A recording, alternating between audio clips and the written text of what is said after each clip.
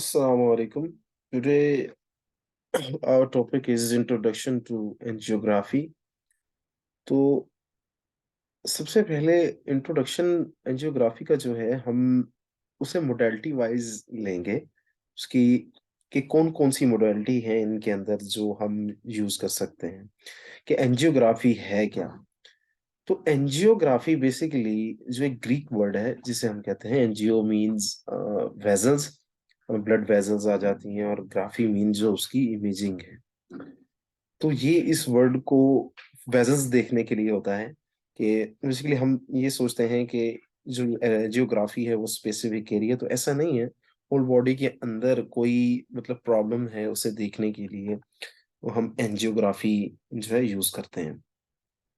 तो जैसे ये सामने आपके जो पिक्चर्स है ये आपको शो हो रही है।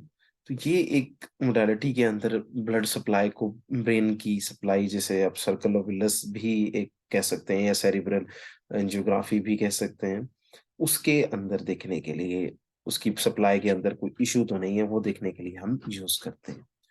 सबसे पहले तो हम देखेंगे कि हमारे पास क्या लर्निंग आउटकम्स क्या हैं। तो सबसे पहले हमें ये पता होना चाहिए कोई भी स्टडी करने से पहले कि हमारे पास आउटकम कौन कौन से हैं। बेसिक कंसेप्ट है जियोग्राफी का, फिर सैलेंजर टेक्निक का इससे क्या है, और डिटेल है जियोग्राफी की कि हम उसे कैसे यूज करते हैं मोडालिटीज के साथ।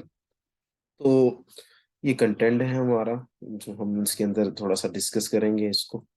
तो पहले तो हम इस एंजियोग्राफी का इंट्रोडक्शन देखते हैं कि उसे हम अगर डिफाइन करें तो कैसा होगा। ये इमेजिंग टेक्निक है यूज टू विजुअलाइज इनसाइड और lumen of the blood vessels. जो हम कैसे देखते हैं या डन कैसे होता है उसे, तो हम एक डाई का इस्तेमाल करते हैं, रेडियोपिक, जिसे कंट्रास्ट एजेंट कहा जाता है, जो ब्लड वेसल्स के अंदर इंटर किया जाता है। अब वो आयोडीन बेसिस कंट्रास्ट होता है जो वो आप इंजेक्ट करते हैं ब्लड वेसल्स ग्रोइन एरिया जहाँ पे फेमोरल से होता है, जिस सैलेंजर टेक्निक को हम रिलेट करके चल रहे होते हैं। तो ये हम ब्लड के इनसाइड को और ल्यूमेन को देखने के लिए इसका यूज करते हैं। ल्यूमेन यानी आर्टरी का जो एक डायमीटर वाइज स्ट्रक्चर्स होता है, जो उसके अंदर की तरफ या उसके ल्यूमेन का स्ट्रक्चर देखने के लिए हम ब्लड सप्लाई का यूज करते हैं, कंट्रास्ट का यूज करके तो ब्लड सप्लाई।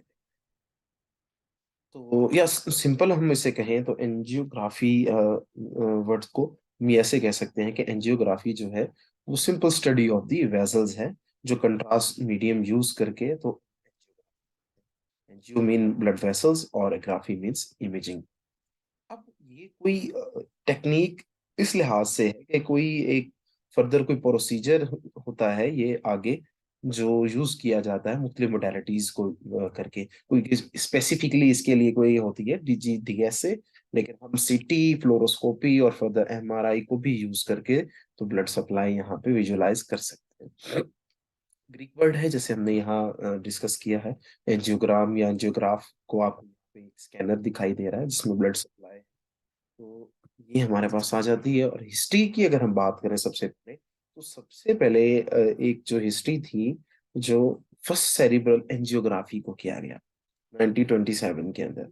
और 1927 के अंदर ये सेरिब्रल को हम वैसे मेंशन करते हैं कि ये ब्रेन एंजियोग्राफी है, अब इस वजह से कि हम एक चीज को तो स्पेसिफिक कर लेते हैं यहाँ पे, लेकिन वो एरिया या आपके पास जो ऑर्गन है वो कौन सा होता है।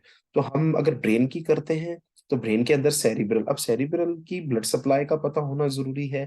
ऑटोग्राम क्या है, पल्मोनरी के अंदर डीवीटी क्या होगा, थ्रोम्बोसिस क्या है, और इसके अंदर जो हमारे पास एम्बोलाई जो उसे मूव करता है कैवोग्राम है। तो उसके अंदर फिर सैलेंजर टेक्निक सबसे पहले जो सेफ असेस यूज किया जाता है, तो वो हम इसके अंदर डिस्कस करेंगे वो भी। तो ये हमारे पास सैलेंजर टेक्निक क्या होती है कि अगर हमने देखे हम आईवी यूज करते हैं तो हम आईवी लाइन लगा के दे रहे होते हैं।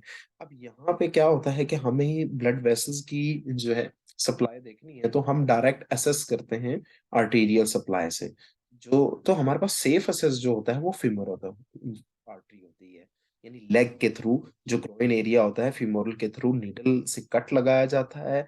देन फिर गाइड वायर के बाद हम कैथीटर के बाद गाइड वायर को रिमूव कर लिया जाता है और कैथीटर के थ्रू डाई इंजेक्ट कर दी जाती है, जो भी हमारा ऑब्जेक्ट हो उसके अंदर। जैसे सप्लाई है सेरिब्रल की है, हार्ट की कोई देखनी है, जैसे हार्ट की कोरोनरी आर्टरीज देखने के लिए हम उसे करते हैं, तो ये हमारे पास उसका सेफ एसेस आ जाता है। इक्विपमेंट सेलेंजर टेक्निक, सेलेंजर ये साइंटिस्ट के नेम पे है कि प्रोसीजर जो आपके पास है वो प्रोसीजर जो सेफ असेस करने का है, वो जिसने इंट्रोड्यूस करवाया था, तो वो साइंटिस्ट का उससे उसी के नाम पे रखा गया है, जिसे सेलेंजर टेक्निक कहा जाता है। तो इक्विपमेंट कौन कौन सा होना चाहिए? नीडल, नीडल जो है जो उसे इंजेक्ट करती है, ग्रोइन एरिया से हम इंटर करते हैं और वहां असेस मिल जाता है। फिर गाइड वायर हम उसे करते हैं। डायलेटर, ये डायलेटर जो बेसिकली होता है कि आर्टरी के अंदर कोई नैरोइंग कोई चीज है या कोई ब्लड सप्लाई जो नैरो हो रही है तो उसे डायलेट करने के लिए। फिर शीट है आपके पास, कैथीटर है। कैथीटर जो मेटल, एक्चुअली ये मेटल के बने हुए होते हैं, निटिनॉल के। तो ये अब जैसे जैसे सप्लाई के अंदर आपने मूव करना है तो एक्सरेज आपको इसको विजुलाइज भी करवा रही होती है, क्योंकि देखें ऐसे सिंपल स्ट्रक्चर जो हमारे पास एक्सरे है वो वैसे नहीं दिखाई देगा। या तो वो स्ट्रक्चर जो आप उसके अंदर इंजेक्ट कर रहे हैं वो एक्सरे से रिएक्ट करके तो आपको इमेज दिखा सके, या फिर कैथीटर जो आयोडीन बेस्ड कंट्रास्ट होता है वो अब उससे रिएक्ट करता है, उसका शेडो क्रिएट करता है और ब्राइट दिखाई दे रहा होता है। ये हमारे पास इतना सेंटेड निडल है। फिर मिनिमम लेंथ जो आपके पास इसकी आ जाती है, जो आपके पास है कैथीटर, ये उसकी है। और फिर डायलेटर है, जैसे ये आपको सीजर टाइप्स दिखा रही होगी, अब ये डायलेट करने के लिए इसके अंदर होती है। ये हमारे पास कुछ चैलेंजर प्रोसीजर्स हैं स्टेप वाइज, कि पहले सबसे पहले हमने निडल प्लेसमेंट की है, फिर गाइड वायर इंसर्ट की है। गाइड वायर इंसर्ट करने के बाद फिर अब गाइड वायर जब इंसर्ट कर ली है तो फिर देन आप वहां पे नीडल को रिमूव कर लें। फिर नीडल रिमूव करने के बाद आप फिर गाइड वायर होती है, जैसे उसका नाम इसलिए रखा गया कि गाइडेंस से, ये गाइड वायर आपको वो गाइड की तरह जरूर ले जाती है। फिर कैथीटर हम करते हैं गाइड वायर में, फिर कैथीटर रह जाता है, फिर हम गाइड वायर को रिमूव कर लेते हैं वहां से और कैथीटर वहीं पे ही रहती है। तो टेक्निक क्या है? टेक्निक हमारे पास है कि access to blood vessels femoral artery. अब किसी भी आर्टरी के ऊपर हमने देखने के लिए तो हम फीमोरल का करते हैं। एक चीज तो ये है कि ये एक सेफ असेस है। दूसरा ये कि जैसे ब्लड सप्लाई होती है वो मूवेबल स्ट्रक्चर से होती है, कि बिल्कुल ब्लड सप्लाई जा रही है वो मूव करती जाती है, लेकिन यहाँ पे डायरेक्ट असेस और इजी असेस होता है। कंट्रास्ट इंजेक्शन होता है इसके अंदर, ये टेक्निक होती है। कंट्रास्ट दे के तो ब्लड जो सप्लाई है आपकी वो विजुलाइज करवाती है और फिर हम एक्सरे के अंदर उसके मोशन इमेजेस देख लेते हैं। एंजियोग्राफी के अंदर मोडेलिटीज हैं आपके पास। सिटी एंजियोग्राफी हम उसे कहते हैं। जैसे अब कोई जैसे फ्लोरोस्कोपी मशीन होती है बेसिकली, जिसके अंदर एक्सरे, हाई क्वालिटी एक्सरे या हाई रेडिएशन डोज यूज करके तो हम विजुलाइज करते हैं। तो इसको अगर हम सिटी पे करते हैं तो हम उसे सिटी ए का नाम देते हैं, यानी सिटी एंजियोग्राफी। और अगर एमआरआई पे करते हैं तो फिर हम एमआर एंजियोग्राफी। फिर अब डीएसए होती है एक स्पेसिफिक मशीन जिसे डिजिटल सब्ट्रैक्शन एंजियोग्राफी की जाती है। अब ये जिस तरह हम डीपली स्ट्रक्चर्स देखने के लिए है और बीच में इसकी शैडो को खत्म करने के लिए, दूसरे स्ट्रक्चर्स खत्म करने के लिए, तो फिर हम डीएस एक स्पेसिफिकल एंजियोग्राफी की मशीन होती है जिसमें हम इसे कंट्रास्ट की मदद से देख सकते हैं। तो ये सीटी के अंदर जो है ये तो डाइसेक्शन हो जाए। अब ये डाइसेक्शंस हैं, अब ये काफी सारी अब नॉर्मलिटीज इसके अंदर हो सकती हैं। एनोरिज्म हो सकता है। एनोरिज्म होता है कि कोई आर्टरी, जैसे हम यहाँ अगर इसे ड्रॉ करके आपको समझा सके तो ये आपके पास इस तरह बल्जिंग स्ट्रक्चर्स है, क्योंकि ट्रोमेटिक कंडीशंस की वजह से कोई आर्टरी है जो जिस तरह बैलून होता है बिल्कुल ना, ये बैलून इसके अंदर आ जाएगा, तो ये इसके अंदर स्ट्रक्चर्स आ जाएगा। तो हम इसे व्हाइट बोर्ड पे थोड़ा सा डिस्कस कर लेते हैं। अब हमारे पास जो अबनॉर्मलिटीज होती हैं जियोग्राफी के अंदर भी, ऐसी क्या हमारे पास अबनॉर्मलिटीज हो सकती हैं जिसकी वजह से हम उसे देख सकते हैं या देखना पड़ता है हमें, क्योंकि ये एक तरह से इमरजेंसी कंडीशंस के अंदर भी आ जाता है कि ब्लड वेसल रप्चर हो गई है या ब्लड सप्लाई का इफेक्ट हो गया है, तो वो सारे स्ट्रक्चर्स देखने के लिए भी। अब ये इनके अलावा कुछ ऐसी चीज भी होती है जिसे हम देखते हैं अल्ट्रासाउंड के ऊपर, कि अब जब एक्सीडेंट किया जाता है या इमरजेंसी कंडीशंस होती हैं तो आपके पास सबसे पहले हम फास्ट स्कैन करते हैं। फास्कन होता है focus assessment of sonographic trauma. तो focus assessment of sonographic trauma के अंदर हम अब्डोमेन का करते हैं कि कोई आर्टरी को फ्लूइड तो नहीं है उसके अंदर। तो होता क्या है, अगर इसके नॉर्मलिटीज को देखें कि हम क्या ऐसा स्ट्रक्चर्स हैं जो हम उसे देखना चाह रहे हैं इनके ऊपर, तो अगर हम ये देखें तो ब्लड सप्लाई है। तो अगर एनोरिज्म की बात करें तो एनोरिज्म के अंदर ये इस तरह से आर्टरी के अंदर बल्जिंग स्ट्रक्चर्स हो सकते हैं, सेकुलर भी हो सकते हैं और फिजिस फॉर्म भी हो सकते हैं। ये अंदर की तरफ भी बल्जिंग हो सकता है, ये भी एनोरिज्म है, ये बल्ज हो जाता है, ठीक है, बैलून की तरह ये जितना फैल जाना वहां। तो ये किसी ट्रॉमेटिक कंडीशंस की वजह से हो सकता है, ट्रॉमा हो गया, चोट लग जाती है उसकी वजह से भी हो सकता है। लेकिन अक्सर बाजू का ये ब्लड वेसल की वॉल जो जिसे हम टुनिका मीडिया इन्वेंटेंशिया, ये सारी इसके अंदर जो आ जाती हैं वो वीक होने की वजह से भी हो सकता है, हाइपरटेंशन की कंडीशंस में भी हो सकता है। तो ये हमारे पास आ जाती है। ठीक है।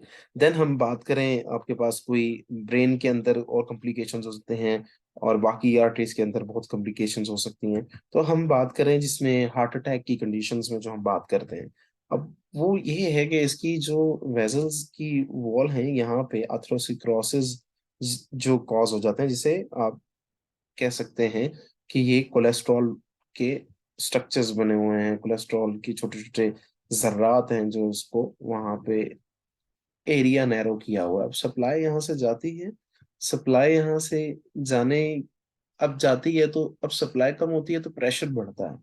तो ऐसे जब प्रेशर बढ़ेगा तो ये एरिया नैरो आ जाता है, एरिया नैरो होने की वजह से यहाँ से सप्लाई का प्रेशर बढ़ जाता है और हार्ट को ज्यादा वर्क करना पड़ता है, और इस सिचुएशन के अंदर हार्ट के मसल्स भी और दूसरे स्ट्रक्चर्स हैं वो वीक होते हैं, और कंडीशन जो है अंजाइना की तरफ जाती है, जिसे आप चेस्ट पेन का नाम देते हैं। तो पहले तो एक चीज ये समझनी है, जो आप हार्ट पेन होती है वो एक्चुअली में हार्ट की वजह से है, लेकिन उसे चेस्ट पेन का नाम दिया जाता है क्योंकि पूरे स्ट्रक्चर्स के ऊपर लेफ्ट जो लोअर लिम्ब है, जो नॉर्मल हार्ट के अंदर हम देखते हैं, उसके अंदर वो पूरे अपर लिम्ब के अंदर पेन होती है। तो ये अथरोस्क्लेरोसिस की कंडीशंस हो सकती है। फिर उसके बाद हम क्लॉट की बात कर सकते हैं कि इधर जो है ब्लड क्लॉट हो सकता है आर्टरीज के अंदर, क्योंकि ब्लड सप्लाई के अंदर तो छोटे छोटे जो है सेल्स होते हैं, तो कहीं पे ब्लड क्लॉट जो है वो रास्ता ऑब्स्ट्रक्टिव ले आते हैं उस वे आर्टरी का। तो सप्लाई जाती है तो वो रास्ता कम होता है, जिसकी वजह से असर पड़ता है। फिर देन हम बात करें तो जो आपके पास सप्लाई के अंदर कोई इन्फ्लेमेशन का हो जाना, जिस तरह कोई बैक्टीरिया या कोई इन्फ्लेमेशन, जो वायरस है वो उस ब्लड सप्लाई के अंदर जाएगा तो आर्टरी इसको इन्फ्लेम कर सकता है। इन्फ्लेम होने की कंडीशंस के अंदर भी वो नैरो हो सकती है, डायलेट हो सकती है, तो काफी इसके अंदर इशू हो सकते हैं।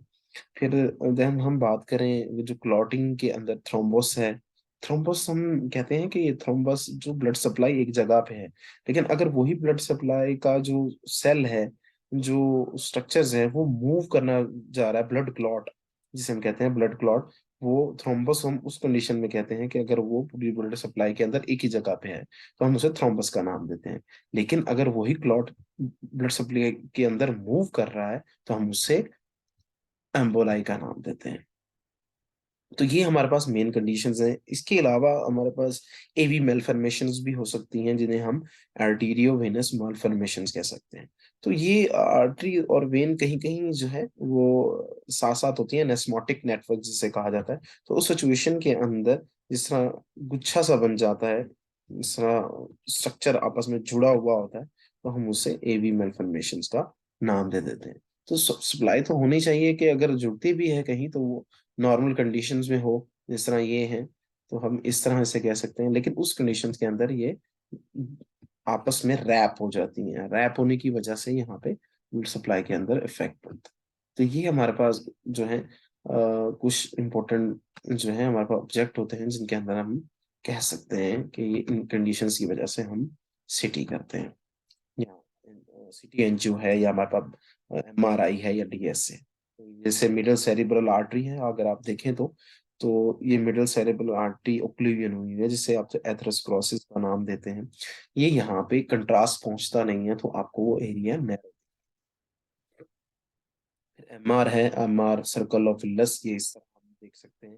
हम इसके अंदर अब कंट्रास्ट चेंज होता है क्योंकि अब इसके अंदर रेडिएशन जो है वो और होती है, यहाँ पे मैग्नेटिक है और सिटी के अंदर जो डोज आपके पास आती है वो एक्सरेज की आ रही होती है। यहाँ पे मैग्नेटिक फील्ड होती है, यहाँ पे गैडोलिनियम यूज किया जाता है। लेकिन सिटी के अंदर हम क्या यूज करते हैं, हम सिटी के अंदर कंट्रास्ट जो होता है वो ओमनी पैक, विजी पैक, उसकी ऑस्मोलरिटी के हिसाब से। ये एमआर होल बॉडी जो है एंजियोग्राम है। फिर डीएस से है, ये फ्लोरोस्कोपी मशीन होती है या फ्लोरोस्कोपी टेक्निक होती है।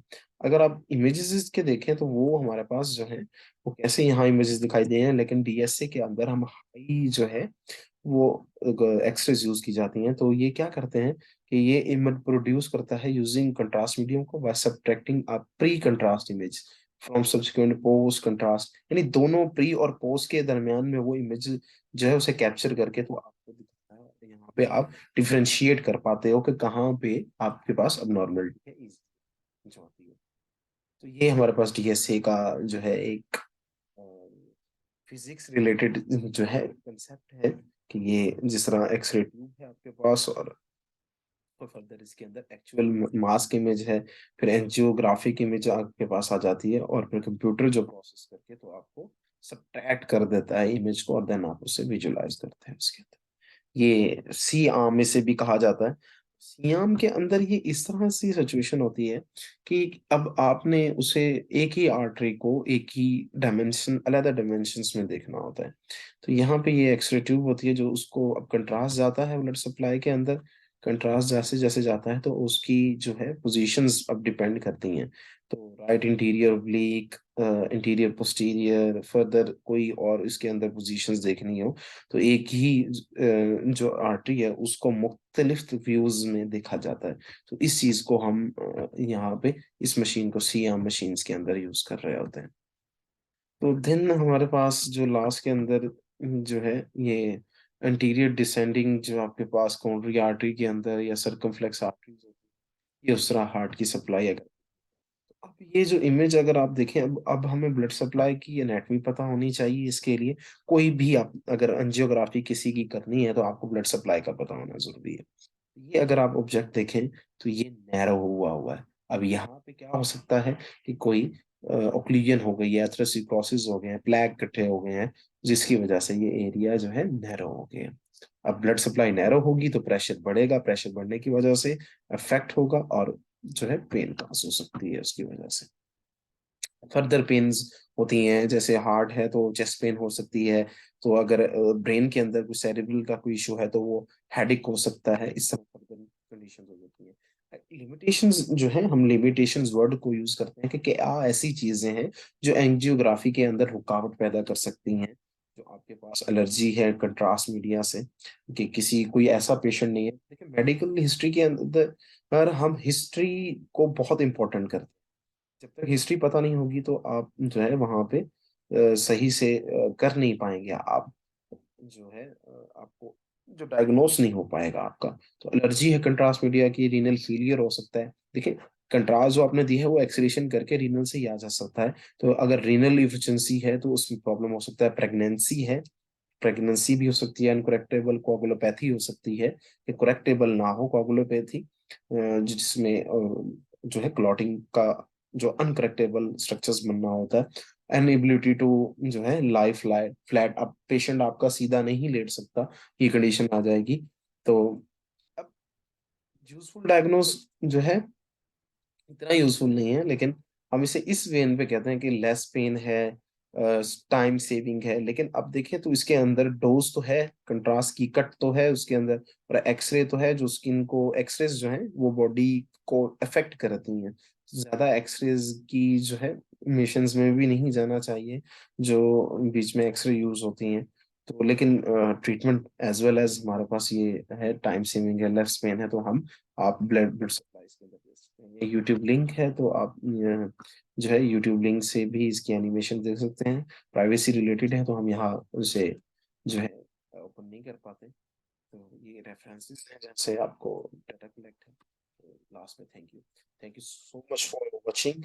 तो इंशाल्लाह नेक्स्ट टाइम हम एंजियोग्राफी जिस तरह ब्रेन की है तो दूसरी हमारे पास जो आ जाएंगी वो हम डिस्कस करेंगे। आज के लिए इतना काफी है। Thank you so much.